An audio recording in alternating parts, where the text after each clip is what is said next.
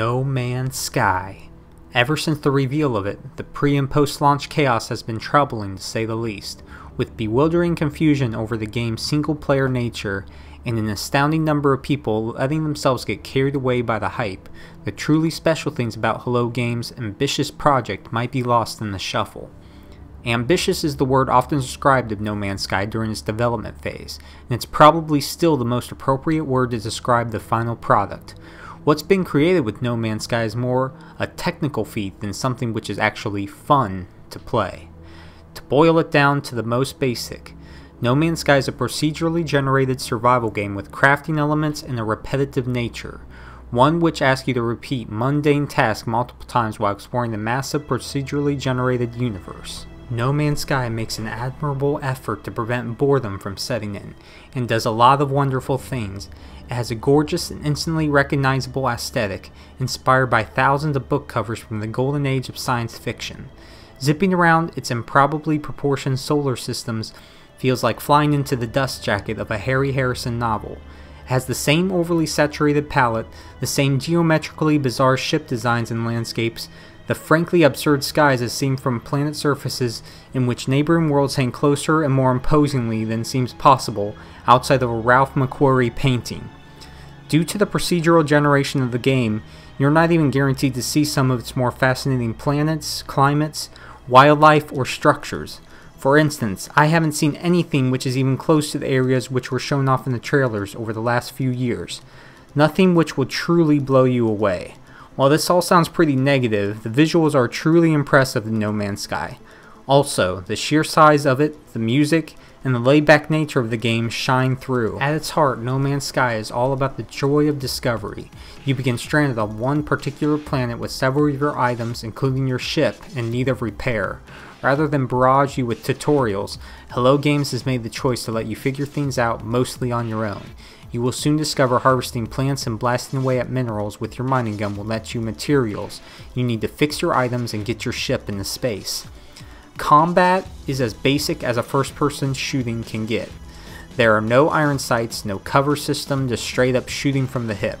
You will be doing a lot of it, because mining the resources you need attracts the attention of flying drones or sentinels who take a dim view of people mining materials out of the ground. You will have to either destroy the sentinel or run and hide to prevent your wanted level from rising to dangerous heights. Mainly, the vast majority of your time is spent shooting at various objects, be it rocks, space crabs, or robot police. As you collect the various resources, either from defeating enemies or mining, you will need to manage your inventory system, and unfortunately this becomes a major burden. In many games this is something which isn't very fun, and that hasn't changed with No Man's Sky. At the very least, it's nice you are able to transfer items back and forth between your exosuit and ship easily. The problem is you run out of space for both within the first hour, and when you're juggling as many materials as this game requires, both to fuel the ever-dropping meters of your devices and to craft new and useful items, this gets old fast. There are ways to expand your inventory, but it's not exactly clear until you find one of the items which does this. And even with the upgrades, the fact remains sifting and sorting through the blocks of items in your inventory isn't really enjoyable. While managing your inventory, the primary actions you will be doing are managing your exosuit, starship, and multi-tool. These items all require you to fuel them, and the resources which power them can be found on planets you visit. While walking around the planets, you can pull out your scanner and scan for different types of elements, common and uncommon. Pushing further into the universe seems like the main goal in the game, regardless of which path you choose. Therefore, the main crafting aspect of No Man's Sky is crafting the materials you need to fuel a hyperdrive to get you from place to place. This requires that you constantly have a steady stream of materials of different types to craft, what are called warp cells. Now there are some other things which can be crafted.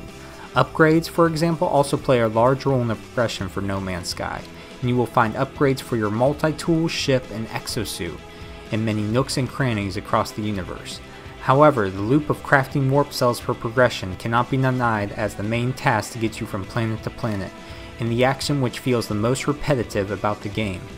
For better or worse, you're either going to love or hate this type of core gameplay. It's divisive, and the size of the game isn't mirrored by the wealth of things to do in it. While naming planets, befriending creatures, and locating a water-filled cave is a rush the first times you do it, the repetitiveness sets in and ceases to amaze. Yet with all those complaints, No Man's Sky remains addictive throughout the time playing it. Every time you scan the surface of a planet and see another icon, you will want to go and explore it. Then when you think you are done for the day, see another icon, and think continuing playing for the next few hours to discover the origins of the Gek race, or exploring another monolith in the distance. Overall, No Man's Sky is a bold experiment in game design and one you should be glad Hello Games took the opportunity to make. There are some glaring issues and glitches which drag the proceedings down. Unnecessary combat sections and cumbersome inventory management can kill the enjoyment on more than one occasion, and the survival elements feel tacked on. Still, for those who tend to get caught up in the littlest of details, this ambitious title provides a sprawling universe full of details and mysteries to uncover. I'm Josh Brant, thank you for checking out this video review, and you can see all our other content on our YouTube page or at our website.